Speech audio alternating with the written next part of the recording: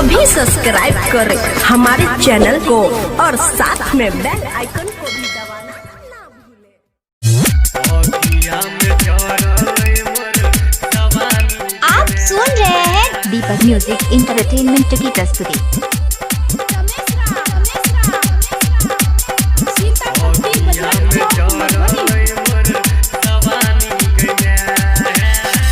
के बिया हवा भेली बौरा हवा कोना के कहियो अपन कहानी गइले कोई के बिया हवा भेली बौरा हवा कोना के कहियो अपन कहानी गइले के लड़की से कोई दिला शादी अगिया में दौड़ल मोर जवानी गइले के लड़की से कोई रतेला शादी अगिया में दौड़ल मोर जवानी गइले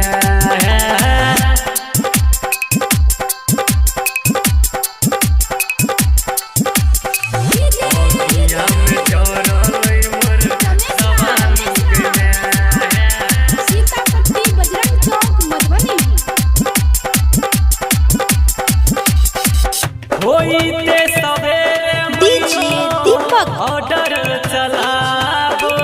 बैठल पलंग पर चाय मंगबाबो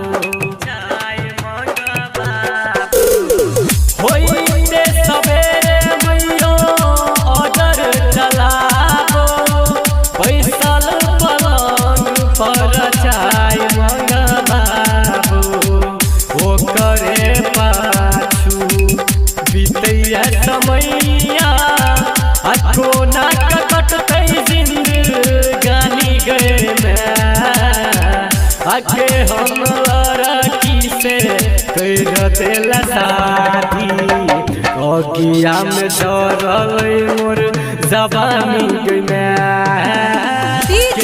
दीपक लड़की से कर देला शादी अगिया में दौड़ल मोर जवानी गइले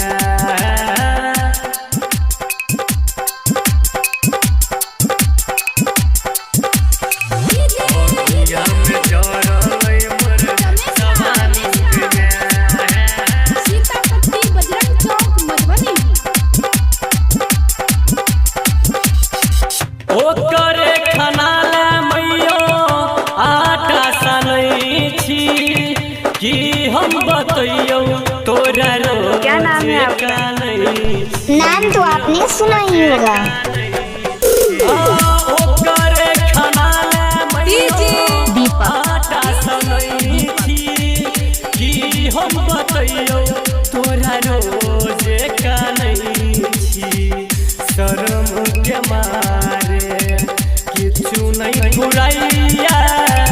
धुइप मर चुल्लू भर पानी में गइले आके हम लड़की से कहाँ घर है सिचौड़ अगिया में डरल मोर बजरंग से जोड़। के लड़की से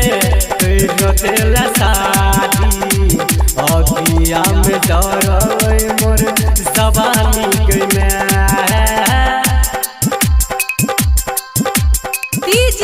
दीपक अगिया में डरल मोर जवानी गइले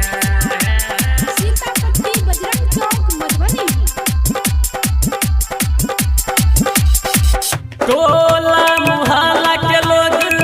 मारैया ताना के हन उठा के लौला घर में जनाना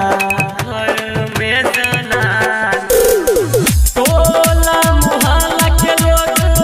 मारैया ताना के हन उठा के लौला घर में जनाना राइटर पंकज गायक अमित कहै छौ सबका कहानी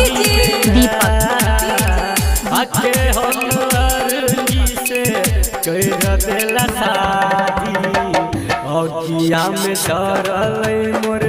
जवानी गइले के लड़की से कर देला शादी अगिया में डरल मोर जवानी गइले कहाँ घर बंदोबस्त बजरंग जोर से जोर भगवानपुर।